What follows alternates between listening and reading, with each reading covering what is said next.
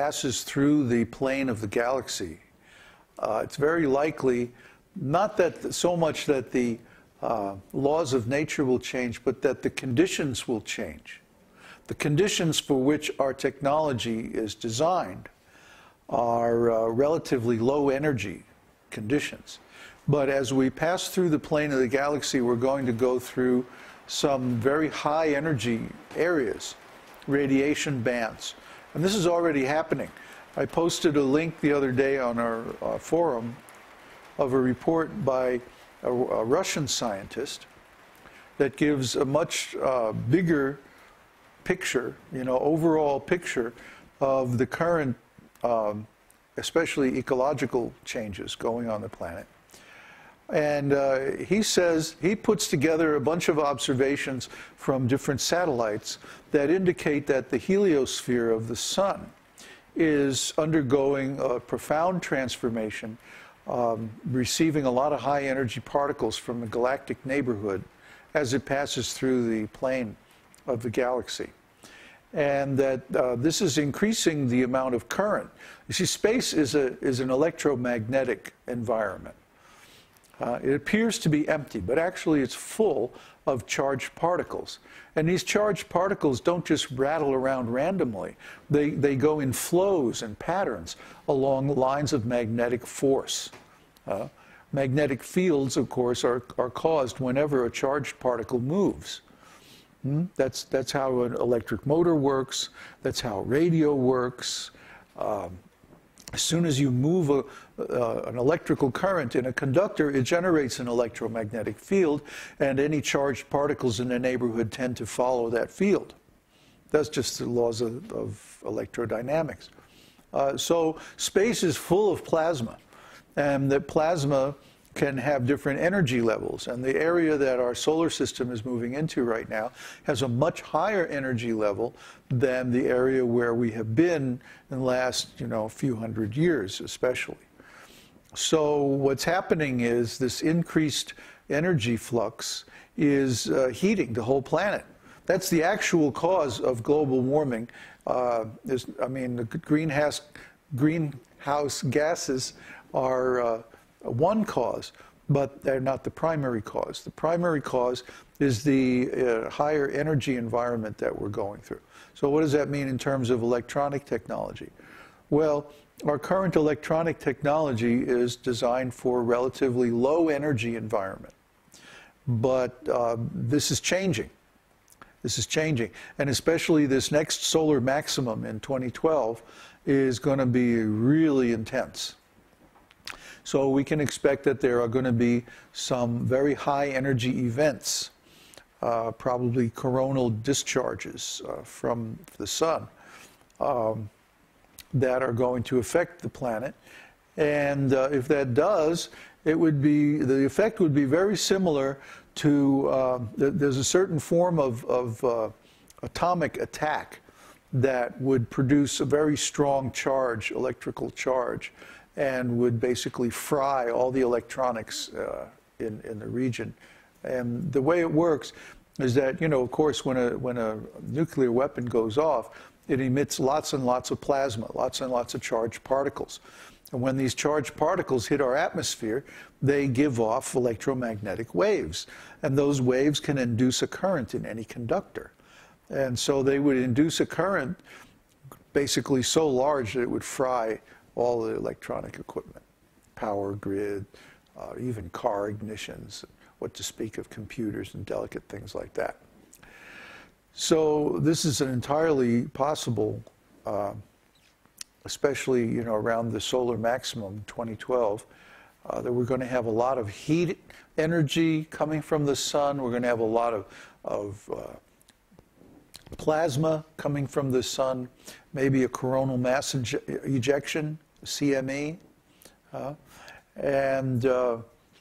or several CMEs, very powerful ones. The last time we had some really powerful coronal magnetic ejections was back in the 18th century, before our present electronic technology was developed. And there are historical accounts of everything metal becoming charged with electricity, and you get a shock if you touch it.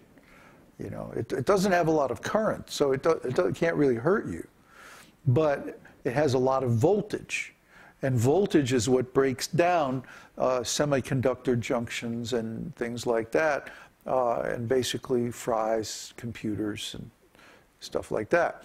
So, of course, now we have the whole world crisscrossed with wires. And when there's an electromagnetic pulse or a coronal mass ejection from the sun, this will induce very high voltages in those wires. And the system just isn't designed to handle it. It could easily just break down, especially in the northern hemisphere, because the northern hemisphere, the northern magnetic pole, is where the charged particles, see, the plasma particles are positively charged because they're basically naked atomic nuclei. So you strip off the negatively charged electrons and you have a positively charged nucleus. So plasma is basically positively charged, and it gets attracted to the negatively charged North Pole, and so that's why the aurora in the Earth is in the north, because that's where the charged particles enter the Earth's magnetic field. So it's very likely that if there is a CME event, it will affect the north more than the south here. And that's today's physics lesson, kids. Are we having fun yet?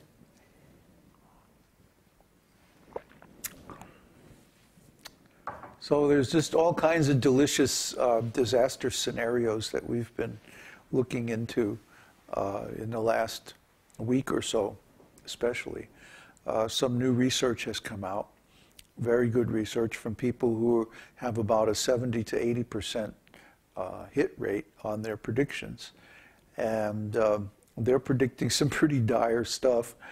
To sum it up, it looks like a lot of the changes that we had anticipated coming around 2012 are actually going to happen in the next year or two. And that although those changes will be somewhat restricted in, at their location, in other words, something is going to happen way over there on the other side of the world, it may not affect us immediately. But the consequences of those incidents is going to have a big effect, and it's going to last for quite some time. So these things will occur in just the next, year to year and a half. And it's going to cause huge, huge amount of changes in the world. Basically, it's all happening a lot faster than we had expected. So we are getting ready to change our plans. Our plan up until now was we were going to try to establish a self-sufficient farm community here in Chile. Why Chile? Because it's more economically stable than the U.S., and it'll last a little bit longer before it goes completely into chaos. And also it's cheaper than the U.S. Land here, you can get land here, good farmland, for like as little as about $4,000 or $5,000 an acre, U.S. dollars, current exchange rate. However, the two factors have made us seriously consider another plan. One is that the amount of time that we have is much less than we thought. There's also going to be a lot of environmental factors that are unpredictable. So if we established a nice farm community somewhere, and then all of a sudden the climate changes drastically, we may not be able to grow things. So instead of agricultural self-sufficiency, we're going into a model of storing food supplies. at least for the present. The other thing is, we have not. We're on the verge of a really like a total economic meltdown. I mean, you think last year's stock market plunge and all that was serious. Well, this year's is going to be much, much worse. And probably the dollar won't recover from the problems that are coming up in the near future. So at this point, we do not have the capitalization to establish a nice farm community, even in a country that's as cheap as Chile. What to speak of the United States or Europe or expensive country like that, Canada or not even Mexico. Even Mexico, farmland is like, what did we look at? We were looking at 20,000 an acre or something for farmland.